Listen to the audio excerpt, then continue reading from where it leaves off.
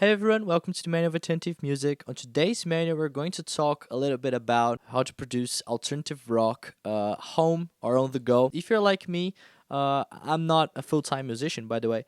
I am at college, and college has got me busy in the last 6 months. And if you're like me and you have to deal with essays and finals and a lot of stuff like that, you're always on the go. So it's really hard to produce music. You certainly don't have a drummer and a bass player available. No amp available. I am recording guitars with nothing more than Luis's MXR bass DI, which is honestly, it's a great studio quality DI. So it's very, very good tool if you want to record direct into your audio interface. And my audio interface that I can put on my backpack and take wherever I go is Fluid Audio SRI2. Now I do have a band, but we haven't been producing a lot these last 6 months because all the three of us have been quite busy with college.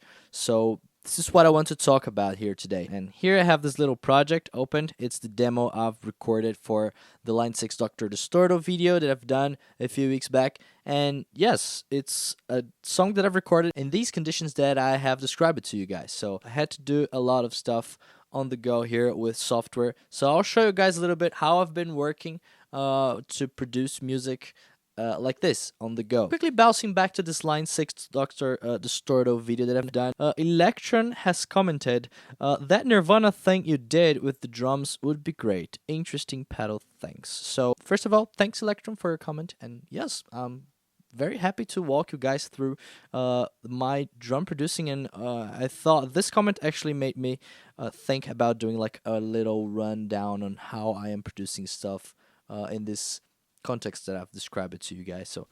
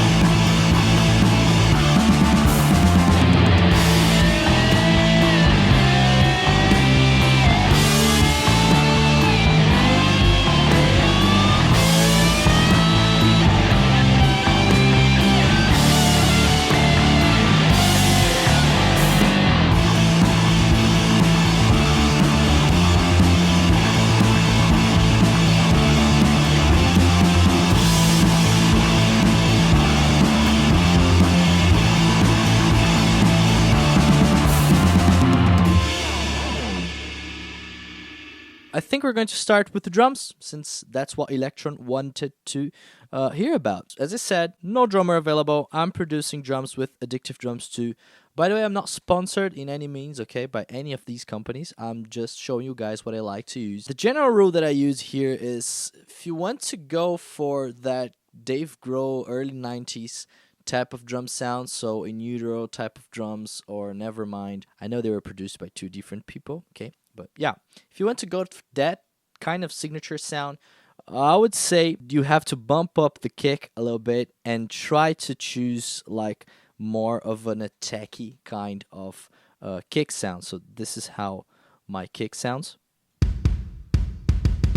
So as you can see here, I've selected most of the beater mic instead of the front mic, because the front mic picks up more of that bass, a low end, and we want some of that clunky attack sound, so it's definitely going to cut through the mix and, you know, have that very bumpy sound that we like from that era of drum style of production. The snare is very in-your-face kind of snare too, so the most important thing that I've done here is select most of the bottom mic, because the bottom mic kind of gives you that little bit trashy ness of the snare. It's a really great sounding snare. It's not trashy at all, but I think you understand what I mean. If you were looking for that garage rock type of sound, this is a really nice way to get there. So yes, some compression and distortion on both the snare and the kick. Nothing much, really nothing much. I'm just like going with the most of the stuff from the Fairflex 1 and 2 drum kits. So these samples were recorded at Sound City Studios, which is where Dave Grohl recorded the Nevermind drum kit sound. Tones 1 and 2, not much processing at all, just the presetted EQ that came with the kit. Now, the overhead sound is very important if you want to have this Dave Grohl type of sound, or so I've heard from producers that I've worked with. Okay, these are some of the most important mics because they're very close to what we associate to a drum kit when we listen, like when you're standing in a room with a drum player. The overheads are very close to what we hear since they're condenser microphones. They capture a lot of the room resonances and overall the reverb and the full sound of the drum kit. So it's a very important mic to create this whole picture of the drum kit. And I've done quite some processing here. Honestly, this EQ wasn't supposed to be on at all. But I've done some compression and applied some distortion. I also applied some tape drive and some shape to add some character to these mics so they pop out a little bit more and they distort a little bit on your ears, which is really cool and something that can bring up their level a little bit more. As you see here, the mix on the distortion is 100%, and the amount is not that much, because if it would be that much, it would break the sound too much, and that's not what we're looking for. Remember, early 90s grunge type of sound, not that distorted at all, but huge. You want to make the drums sound huge and not that distorted. Okay, let's go for the room mic. This is quite an important microphone, and I've chosen, as I said, a lot of distance because we're trying to capture the sound of the room here. We're trying to give that huge drum kit feel. Again, some compression and some EQ. I've done some EQing here, but honestly, nothing that's very different from what came with the room preset at all. Addictive Drums allows you to separate out tracks and send, treat like individual microphones, individual tracks on your DAW, but I haven't done this since this is just for like a YouTube video. You can do a lot more processing than this, but I've chosen to go the easier route since this is just like a YouTube video. And I'm sending everything through a bus.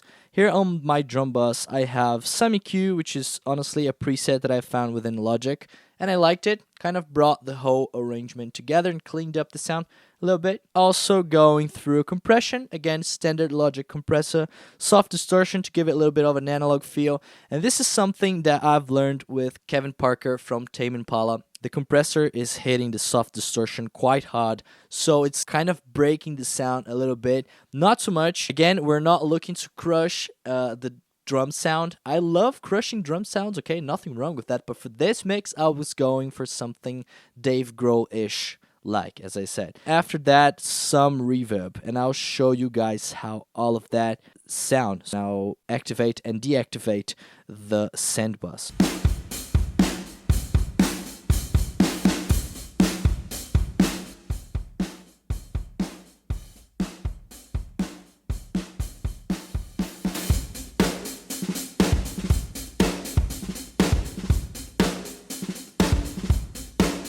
As you guys can see, quite an intense compression here.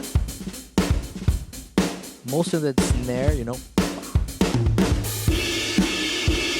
And the reverb is definitely bringing some room to the drum kit.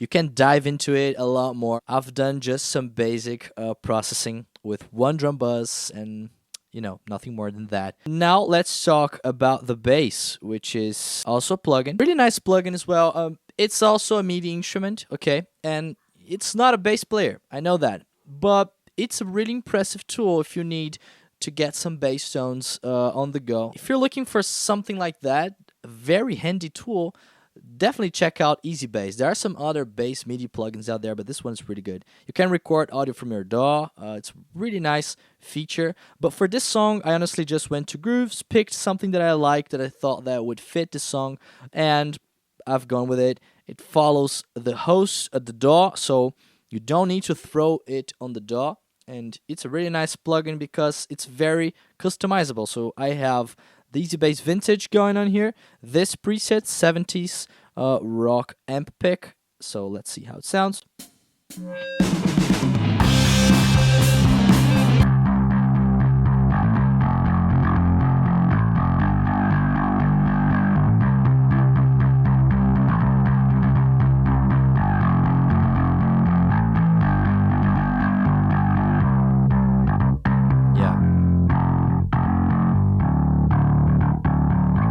I know it has a little bit of that robotic feeling, but as I said, don't take it as a bass player. Take it as a bass tool. The nice thing about this plugin is that you can edit the playing style of your bassist throughout the song. It's very customizable. You can make up your own bass lines, and actually you can program it quite heavily. Didn't dive that deep, but you can. The plugin allows you to do that. And I am also running this through a plugin. This is the Brainworks ISA 130. Here I'm adding some compression. I am also adding some top end.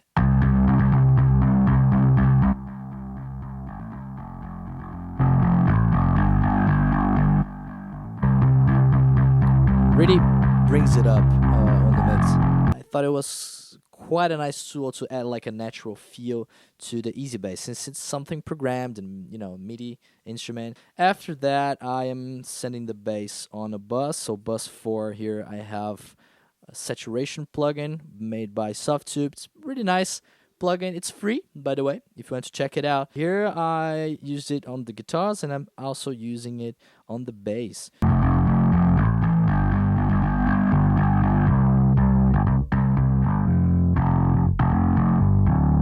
Having some parallel saturation like this is really nice to like warm up your bass sound a little bit more. It's very useful. I've been using it quite a lot. Let's move on to the guitars. Okay, so this is the left guitar. I am running them into Space Designer, which is Logic's a standard IR tool. And it's a pretty good tool. As I said in the beginning of the video, I don't have an amp to work with, so I'm using an IR that I captured from my amp, which is a Fender Champion 100, with an SM58 on the position that I actually recorded some of the songs for my band. Then adding some EQ. I have a whole video on this if you want to check it out. And after this, I am adding some compression. This is the Logic standard compression. So soft distortion, again, gives some natural warmth. And yeah, quite a heavy compression on both of these. The Studio VCA, this is the right guitar, by the way, is like an emulation of a Focusrite console and sounds really good. This is how the left guitar sounds with and without the compressor.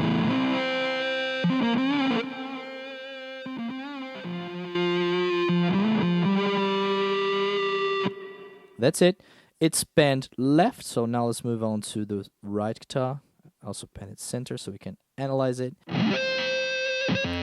I've done some more EQing because this IR is actually my amp, so the Fender Champion 100, but with an AKG mic, and it's quite tricky to EQ, so I've done some different stuff here, but yeah, nothing more. You can see the settings here.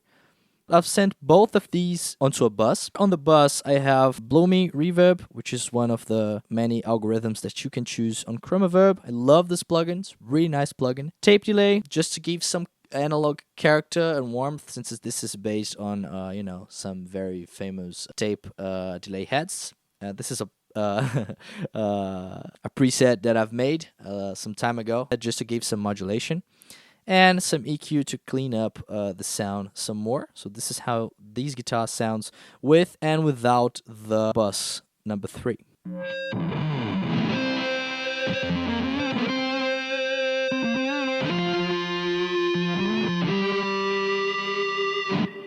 So just giving some more analog warmth to them. Now let's move on to the Flanger Guitars.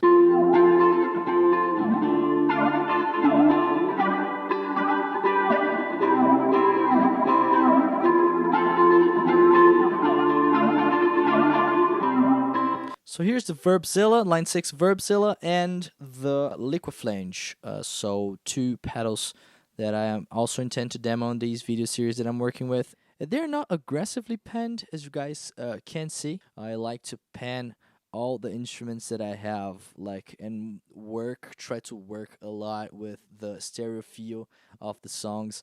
And yes, this is something I decided to do here with these guitars, since they're very reverby and like spatial kind of sounding. So I think the saturation is doing quite a lot for these two guitars. So this is with the saturation, and this is without the saturation. So try to figure that out, mostly on the lead guitar. So this is adding quite a lot of warmth to it. I'll pen this center a little bit. So it's a pretty nice trick.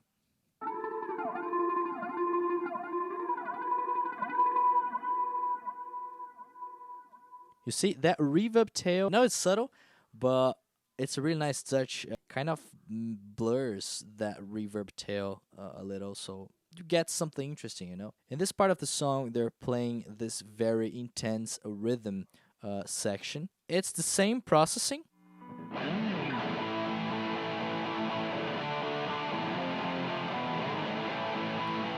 But now very grungy.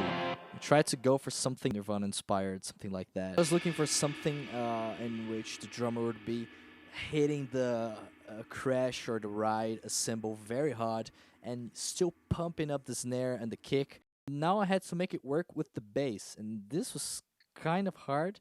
I had to find this section here. It took me a long time to find something that would work. I could have gone for the Audio-Tracker and recorded something with my guitar, but I don't know. I still wanted to try to find something, the groove section, that would work for this. This is how the drum and the bass sound together in this section.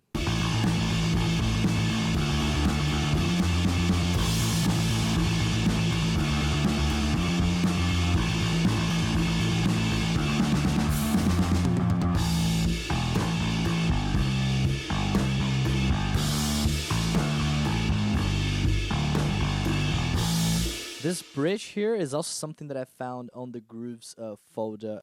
This is how the outro sound with the bass and the drums.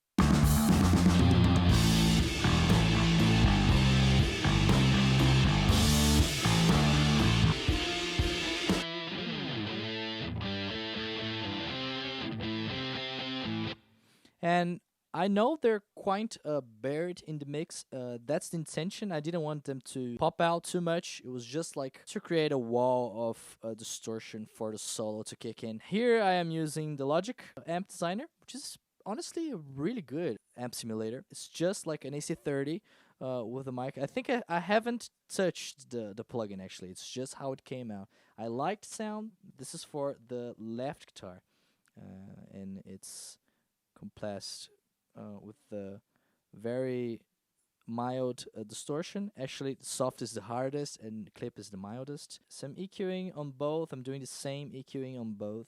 And here, the Space Designer is the AKG microphone. So this is how these two sound on their own and then together.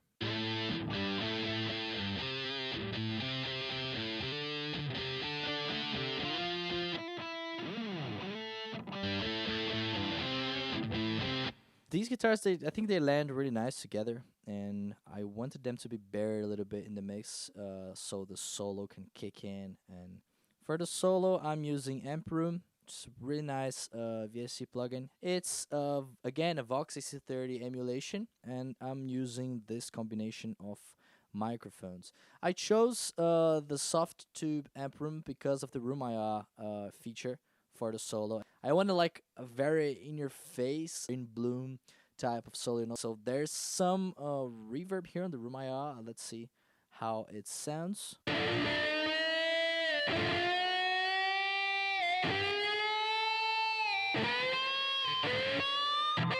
With and without the Room IR.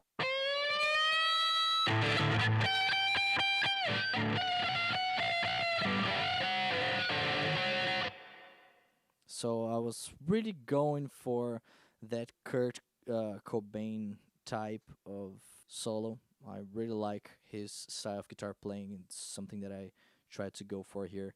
There's a little bit of a bump in the mids on the channel EQ. I don't usually do this, okay? I like to use like a console EQ, you know, a vintage tube EQ from Logic, or that Focusrite plugin as I showed you. But honestly, this sounded alright. Was like a good mid bump for the solo to kick in.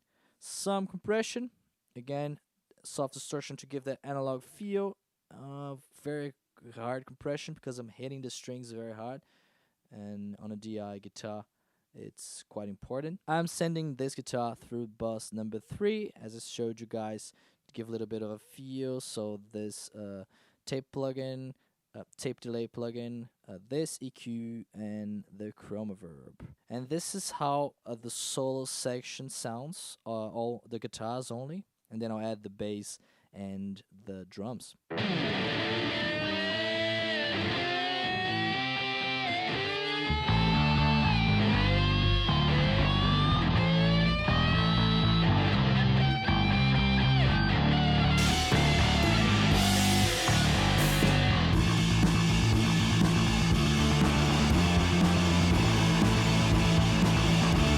Yeah, and then it lands on the main guitar riff. That's it. It's quite a long video. I have to admit that I have a lot of fun producing this song for this video, because Nirvana is a very special band for me, and having something like inspired by them, grungy, in a video of mine was quite exciting.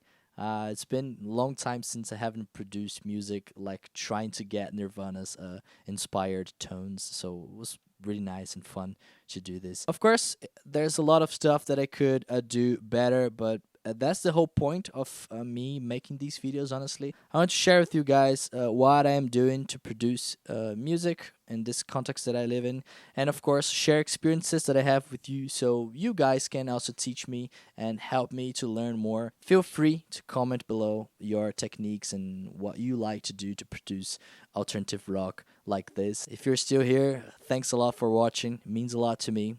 Please consider subscribing. There will be more videos on the channel soon, and thanks a lot for watching. I hope I see you next time. Goodbye for now.